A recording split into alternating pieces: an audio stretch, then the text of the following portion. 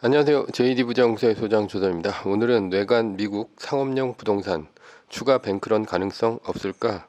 라는 주제로 말씀드리도록 하겠습니다. 2023년 3월 28일 화요일 시작입니다.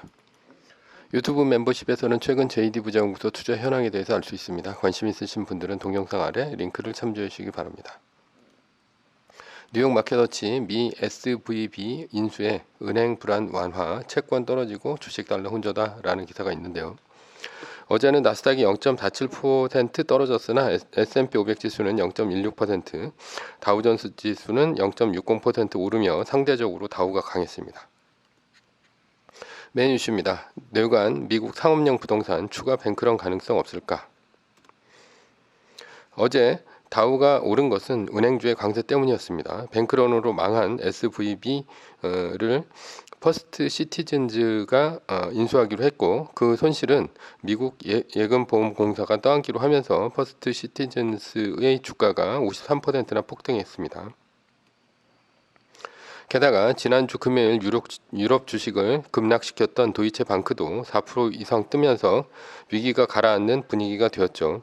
따라서 은행주가 많은 다우존스 지수가 60%가 올라 끝이 났습니다. 반면에 은행주의 상승으로 위기가 가라앉은 듯 보이자 채권 금리가 뛰었고요. 채권 가격이 떨어졌습니다. 채권 금리가 뛰자 금리에 약한 나스닥이 상대적으로 하락했죠.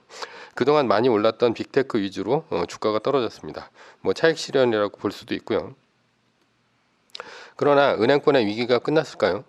일단 지난주 떨어졌던 도이체방크를 한번 살펴봅시다. 도이체방크가 떨어진 이유가 무엇입니까? 크레딧 스위스의 은행이 발행한 AT1 신종 자본증권을 스위스에서 UBS로 넘기면서 자산을 0으로 상각을 했죠. 그러자 AT1을 많이 들고 있던 도이체방크가 평가 손실을 입었고요. 게다가 도이체방크는 미국의 상업용 부동산을 많이 들고 있습니다. 그런데 상업용 부동산이 연준이 금리를 급격히 올리면서 최근 15%에서 25%까지 떨어졌습니다. 이것도 이제 평가 손실을 입었습니다. 물론 지난 주말 독일 총리가 시장을 안심시켰고요. 그로 인해서 도이체방크가 오르긴 했습니다. 그러나 인플레이션과 고금리가 진행되는 상황에서 어떤 은행이 또 부실화될지 모릅니다. SVB 은행처럼 평가 손으로만 잡혀있던 부실이 터져 나오면 뱅크런이 일어날 것이고, 그로 인해 주변 은행으로 번지면서 시스템 위기가 됩니다. 한두 은행이 파산하면 미국 정부와 연준이 해결을 하겠지만 여러 은행이 동시에 파산하면 상황은 어찌할 수 없습니다. 2008년도 같은 경우도 의회의 비준을 받아야 되기 때문에 그때 의회의 비준에서 이제 통과가 안 되었을 때 더 큰 위기로 번진 경우가 있었죠. 이런 상황이 왜 만들어졌을까요? 연준의 제로금리와 양적 완화로 돈은 엄청나게 풀렸는데 그때 투자했던 자금이 이제서야 문제를 일으킨 것입니다. 생각을 한번 해보겠습니다. 예를 들어서 2020년 코로나 위기가 터지고 만약 내가 은행에서 투자 담당 직원이라면 어디에 투자했을까요? 제로금리의 양적 완화로 돈은 풀렸습니다. 예금금리는 제로입니다. 따라서 저금리로 돈을 빌려서 고수익을 얻어야 합니다. 그러면 당연히 안정적이면서 많은 수익을 얻을 수 있는 곳에 투자를 해야 합니다. 그러나 위험한 주식은 투자할 수가 없겠죠. 그러니까 이제 채권이나 상업용 부동산과 같은 곳에 투자를 했을 것입니다. 그러나 상황은 반대로 흘러갔습니다. 물가가 오르면서 인플레이션 상황이 되었고요. 미국 20년물 국채 ETF인 TLT는 고점 대비 45%나 빠졌습니다.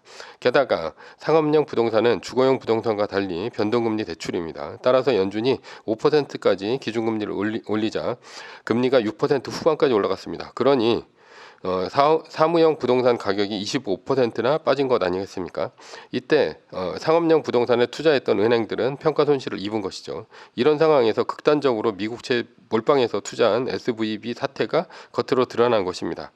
미국채 손실을 보는 상태에서 재무제표가 공개가 되고 결국 뱅크런이 일어나자 파산한 것이죠.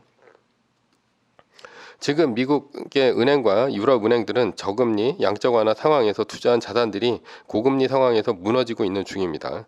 다시 한번 SVB와 같은 부실이 밝혀지면 뱅크런이 일어나면서 파산은행이 도미노로 발생할 수 있다는 얘기입니다. 지금은 위기가 잠시 봉합된 상태라 할 수 있습니다. 상황은 2008년도 금융위기보다 생각하기에 있어서는 나쁠 수 있습니다. 앞으로 연준은 은행의 추가적인 위험을 막기 위해서 금리 인하를 하면서 다시 양적 완화를 할 수도 있습니다. 때에 따라서는요. 그래야 장기물에 투자한 은행들의 국채 투자의 평가 손실이 줄어들고요. 상업용 부동산의 고금리 상황이 해결이 되면서 상업용 부동산 가격이 올라갈 수 있죠. 그러나 연준이 양적 완화를 하더라도 시장 금리는 오히려 오를 수 있습니다. 왜냐하면 연준이 금리를 내려 움직일 수 있는 국채는 3개월물, 2개월물과 같은 단기물입니다. 그러나 시장에 영향을 주는 국채는 주로 10년물 이상의 장기물이기 때문이죠.